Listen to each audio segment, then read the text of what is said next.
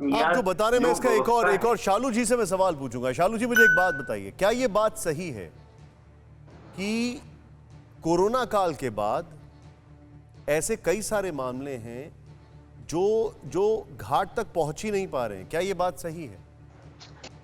जी sir, देखिए जैसे मनकनका घाट पर जो बॉडी आता है हरिचंद घाट पे, ये गलत इंफॉर्मेशन दिया जा रहा है कि यहाँ पर बॉडी नहीं जल रही है। मैं आपको शालू जी, कुछ लिंक का त्रुटि है। बहुत बहुत शुक्रिया हमारे साथ जुड़ने के लिए। मैं डॉक्टर साहब के पास आऊंगा। डॉक्टर साहब, जो कुछ भी हो रहा है, अब मेरा आपसे सवाल यह है, हालांकि रिसर्च कुछ और कहती है, कोरोना वायरस पानी से ट्रैवल नहीं कर सकता, लेकिन ये जो बॉडीज नदी में आ रही हैं और ये जो बॉडीज गलत तरीके से जिनको दफनाया जा रहा है, कई जगह ऐसी रिपोर्ट्स आई हैं जहां पर जल्दबाजी में उनको दफनाया जा रहा है, इसका क्या रैमिफिकेशन, इसका क्या परिणाम हो सकता है एक अलग महामारी के रूप में? क्योंकि ये भी एक बहुत बड़ा उसका रिएक्शन हो सकता है। सर निशांत जी, बहुत अच्छा आपने, मेरी आवाज आ रही है आप तक? Yes sir. बहुत अच्छा प्रश्न उठाया आपने। From the medical point of view मैं तो ये कहूँगा कि आपको ये समझना है कि ये जो वायरस की बीमारी है, ये वायरस तभी तक जीवित रहता है जब तक कि उसका होस्ट जीवित रहता है। यानी ह्यूमन बॉडी जब तक जीवित है तब तक वायरस जीवित है और तब तक उसको इन्फेक्टिविटी की संभावना है। एक बार ह्यूमन बॉडी की डेथ के बाद वायरस के संक्रमण के चांसेस बहुत कम हो जाते हैं। तो एक तो जनता जो शायद किसी कारणवश डरी हुई है और उस भय के कारण कि हमको जगह नहीं मिलेगी, हम बॉडी को कहाँ ट्रांसफर करेंगे, और उस भय से रात के अंधेरे में कभी पानी के अंदर डाल देते हैं। एक ये हो सकती है संभावना, मैं श्योर नहीं हूँ, लेकिन ये जानना जरूरी है कि बॉडी की डेथ के बाद वायरस का संक्रमण बहुत कम हो जाता है और इससे डरने की आवश्यकता नहीं। लेकिन इसका परिणाम पानी के प्रदूषण के ऊपर बहुत बड़ा परिणाम है, क्योंकि ये जो बॉडीज जो 100 की तादाद में आपने जो बताया अभी आंकड़ों से, जो गंगा में, गाजीपुर में भी और बिहार में भी पहुंच रही हैं, इनके बहुत दूरदायी परिणाम होंगे। गंगा तो ऐसी बहुत प्रदूषित है और ये सब चीजें करने से प्रदूषण और ज्यादा बढ़ेगा और जो वाटर बॉर्न डिसीजेज हैं वो बढ़ेंगे। कोरोना शायद नहीं बढ़ेगा वाटर से, क्योंकि पानी से नहीं होता कोरोना, लेकिन जो और डिसीजेज हैं, जो वाटर बॉर्न डिसीजेज हैं, जैसे दस्त हैं, उल्टी हैं और पेट के कई तरह के इन्फेक्शन हैं, स्किन प्रॉब्लम्स हैं, ये सब बढ़ेंगी। इसलिए उसको कंट्रोल करना बहुत आवश्यक है।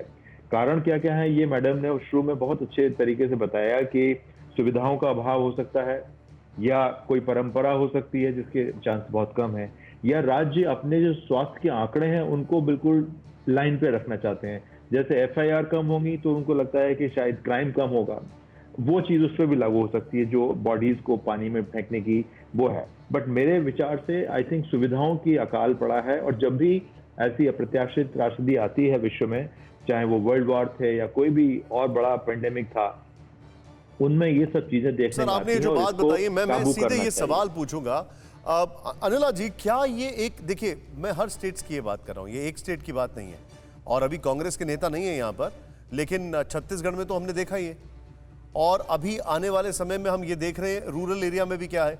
क्या आंकड़े छुपाने की तो कोशिश नहीं की जा रही है?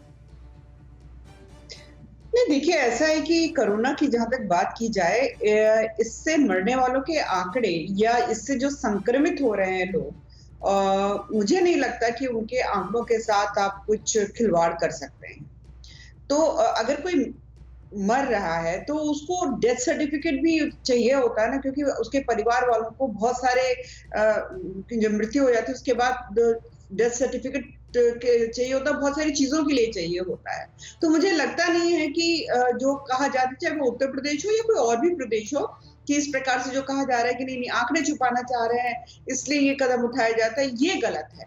पर हाँ, कारण जैसे मैम आप जो बात कर रही हैं, मेरे पास रिकॉर्ड है, मैं आपको रिकॉर्ड में बता देता हूं कि इस देश में इंफ्रास्ट्रक्चर का ये बुरा हाल है कि जो नेशन वाइड गवर्नमेंट सिस्टम में डेथ्स रजिस्टर्ड होती हैं वो सिर्फ 86% हैं, और सबसे बड़ी बात तो ये है सिर्फ 22% मौतों में ये कॉज लिखा जाता है कि क्या हुआ है।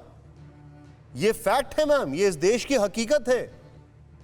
और हाल फिलहाल में, और ये मैं बात कर रहा हूं अर्बन एरियाज की, रूरल एरियाज की मैं बात नहीं कर रहा हूं। यूपी बिहार में ऐसे तमाम ग्रामीण इलाके हैं जहां पे पता ही नहीं लग रहा है अभी अभी थोड़ी देर में आपको खबर दिखाऊंगा मैं उत्तर प्रदेश की, और आपको दिखाऊंगा हरियाणा में वहां पर क्या हो रहा है। हम नेशनल मीडिया में आती नहीं है, तो बड़ा अच्छी बात है कि हमारे रिपोर्टर्स वहां पर जाके एक एक चीज ला रहे हैं। क्या कहेंगे आप इस पर?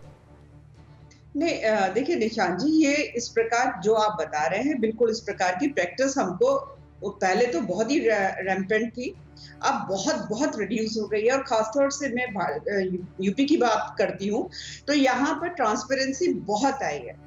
और क्योंकि डिजिटल उस पर ज्यादा चला गया है काम, इसलिए ट्रांसपेरेंसी आई है।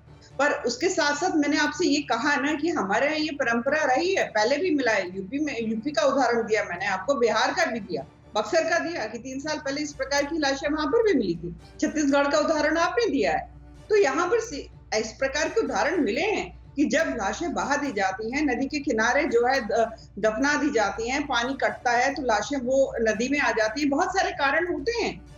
और जब ये एनएचआरसी जो है रिपोर्ट मांगेगी सरकारों से, तो उनको तो कुछ तो कदम उठाने पड़ेंगे ना। और मैम, आप जो बता रही है कि क्विक रिएक्शन में लेना चाहूंगा। फिक्र आपकी, सोमवार से शुक्रवार रात 9 बजे सिर्फ TV9 भारतवर्ष पर।